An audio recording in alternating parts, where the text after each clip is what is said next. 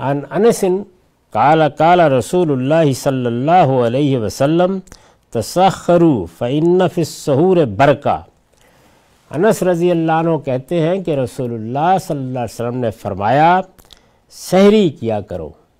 اس لیے کہ سحری میں برکت ہے۔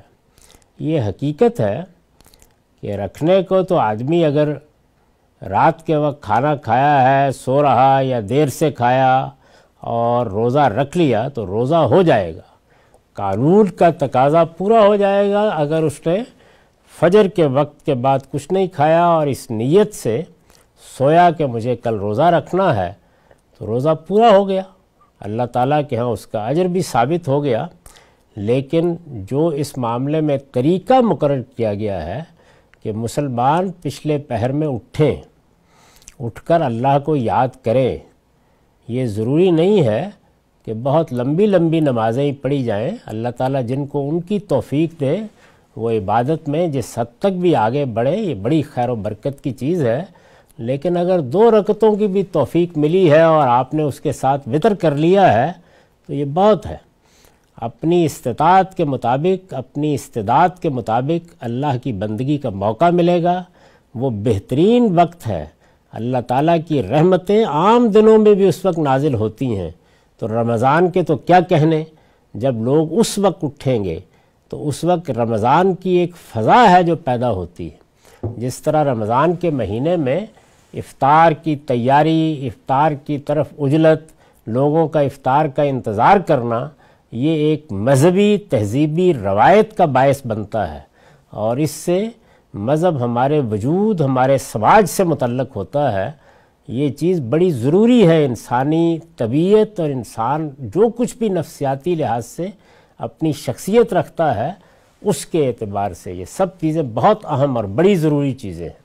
یعنی عبادت تو ہم کرتے ہیں، لیکن اس کے لیے ایک معبد بنانا، اس کے لیے مسجد میں جانا، اس کے لیے لوگوں سے ملنا، مسجد میں جا کے کچھ بات کرنا، اس کی اپنی برکتیں ہیں۔ نماز تو آپ نے پڑھی، بس ہو گئی، اگر بھاگتے ہوئے بھی پہنچے ہیں تب بھی مل گئی تو نماز ہو گئی۔ لیکن مسجد جب محلے میں بنتی ہے اور اس مسجد کے ساتھ لوگ متعلق ہوتے ہیں اور مسجد میں جانے کی صحیح کرتے ہیں اور اس کی طرف ہر نماز کے موقع پر رجوع ہوتا ہے، تو اس کی اپنی ایک روحانیت ہے۔ اس کو لفظوں میں بیان نہیں کیا جا سکتا، لیکن انسان محض کوئی عقلی وجود نہیں ہے، وہ اپنی ایک نفسیاتی شخصیت رکھتا ہے، اس کے لیے یہ بڑی قیمتی چیز ہے۔ پھر اسی سے ہمارے ہاں محلے کس طرح بننے ہیں، ان میں لوگوں کو مسجدوں کو کیا اہمیت دینی ہے، مسجد سے وابستہ ہو کر ایک علاقے کے لوگوں کے درمیان ربط کی کیا صورت بننی ہے، یہ سب چیزیں اس سے وجود میں آتی ہیں۔ تو گویا نماز کا اہتمام یا معبد میں جا کے نماز پڑھنا بجائے خود سوسائٹی اور سماج کے لیے ایک بنیاد فراہم کرتا ہے، اور اس طرح مسلمانوں کی تہذیب میں بڑا غیر معمولی کردار ادا کرتا ہے۔ یہی صورت افطار کے اہتمام کی ہے، اور سب سے بڑھ کر یہی صورت سحری کے وقت اٹھ کے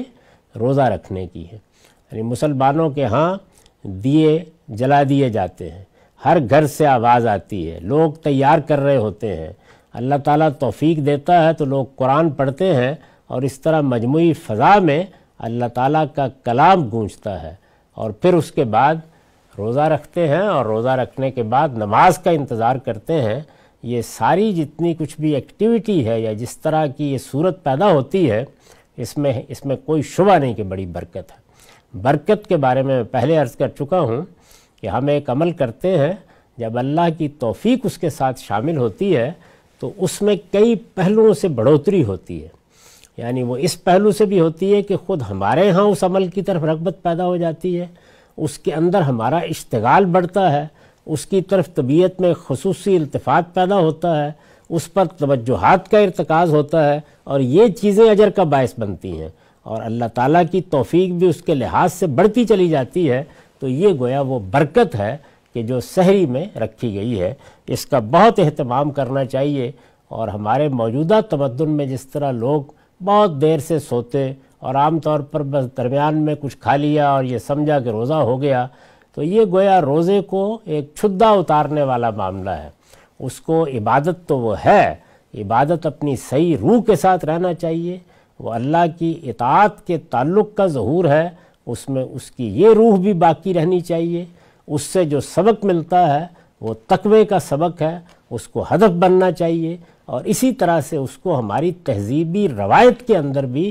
اپنے صحیح رسوخ کے ساتھ قائم رہنا چاہیے۔ تو حضور صلی اللہ علیہ وسلم نے انہی سب پہلوؤں کو سامنے رکھ کے معلوم ہوتا ہے کہ یہ فرمایا کہ تسحروا فإن فی السحور برکہ، یعنی رمضان کے مہینے میں سحری کھانے کا اہتمام کیا کرو، اس لیے کہ اس پہ اللہ نے بڑی برکت رکھی ہے۔ وعن الارباز ابن ساریہ قال دعانی رسول اللہ صلی اللہ علیہ وسلم الی السحور فی رمضان،